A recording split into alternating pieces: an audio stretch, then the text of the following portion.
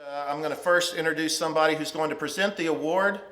It is Chris Hartman of the Fairness Campaign, who has sought and successfully established fairness laws throughout the Commonwealth of Kentucky. Let's welcome Chris.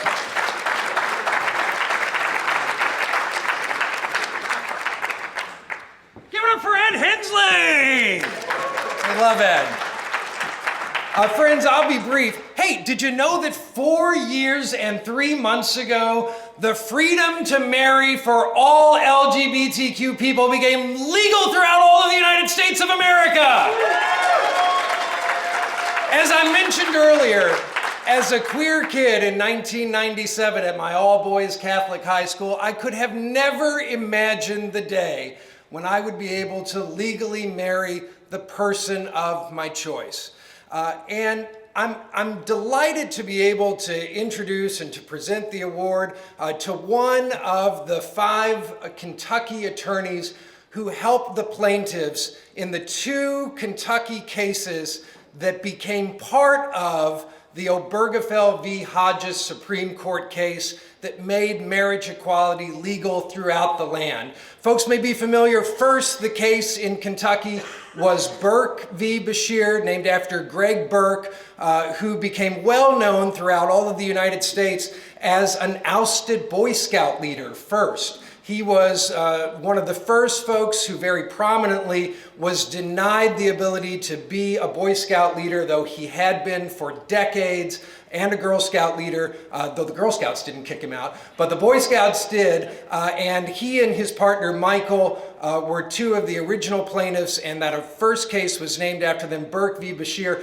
And then the second Kentucky case, for the few folks that watched the documentary, you know, Jim Obergefell's story is incredibly important and heart-wrenching, but how did they not name the Supreme Court case Love v. Bashir, which was the name of the second case? And this is something, you know, I don't like to be wrong a lot in my life, but I gotta admit, I was real wrong on marriage. And marriage equality will forever be a reminder of how wrong we were. If you watch the documentary, what you'll see in there is the plaintiffs and many of the plaintiffs' attorneys talking about the fact that they really did not have a huge amount of support when they embarked right after the 2013 U.S. v. Windsor case made federal recognition of marriage legal. Right after that, Shannon Fauber, who is not here and able to join us today, but she also is receiving one of the Hero Awards, she said to her law partner, Don Elliott, well, somebody's got to file this case. Who's going to do it? Might as well be us. And so she and her law partner sought out LGBTQ couples in Kentucky to file a marriage equality lawsuit. And frankly, at the time, not just the Fairness Campaign, but the ACLU and many other national organizations said, you know what, Kentucky is not the case. Kentucky's not the place to seek full marriage equality. Nationals kept saying Pennsylvania's the case.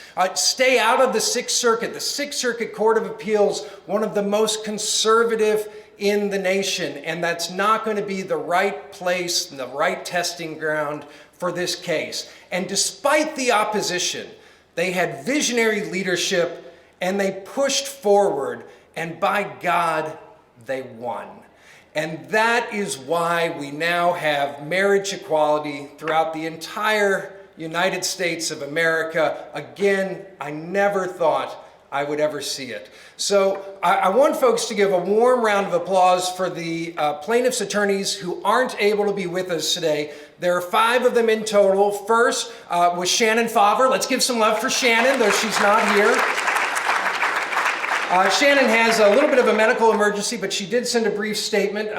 She said, I've always supported equality, and it's why I became a lawyer, so that I could help people that couldn't do it themselves. I am happy that I have the ability to help people every day. Her law partner, again, Don Elliott. Let's give some love to Don Elliott.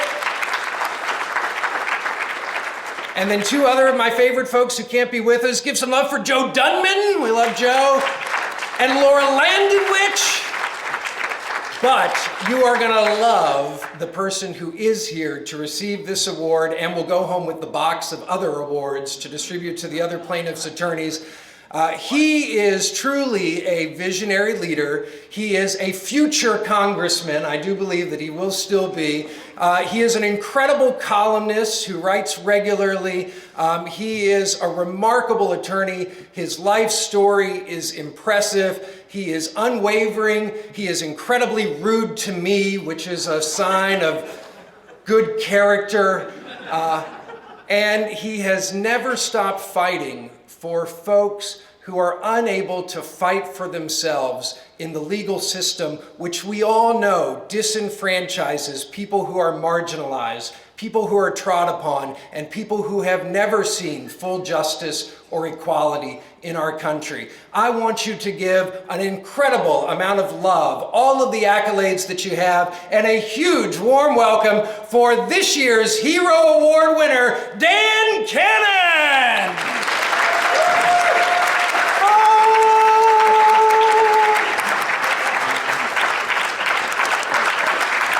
And he's so darn handsome, isn't he? Greg Fisher, everybody. Louisville Mayor Greg Fisher. What a speaker that guy is. Oh my goodness. Well, thank you so much. First things first here. Hold on. I have an order of business. Can everybody sort of scoot in? All right, everybody scrunch together. Can you? All right, that's good. It's good enough. Thank you. Well, thanks a lot. That was really kind, too kind, and just receiving something called a Hero Award is much kinder treatment than most lawyers are used to receiving, so I appreciate that.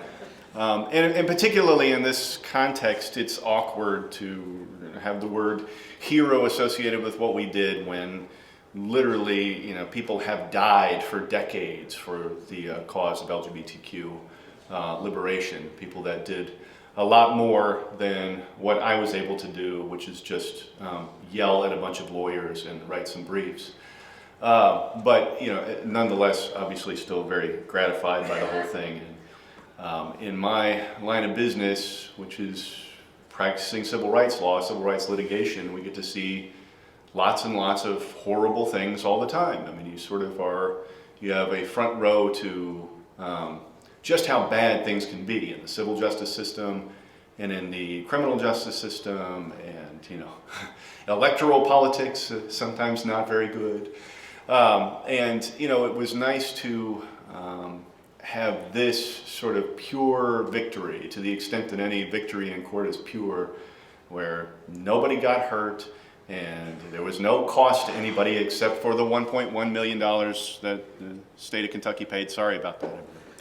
There was no real cost on the other side. It just is a purely joyful thing to have these marriages recognized and have these relationships validated on that level. And it's something that continues to bring me a great deal of joy, and I know that it's brought joy to our clients. And for the folks here that are oriented the way that we are, if you are not looking forward to some special magical afterlife that's flowing with milk and honey and 72 virgins or whatever it is that people believe, then giving joy, just little moments of unabated joy, untempered joy to your fellow human beings on earth is probably about the best thing you can do, I think.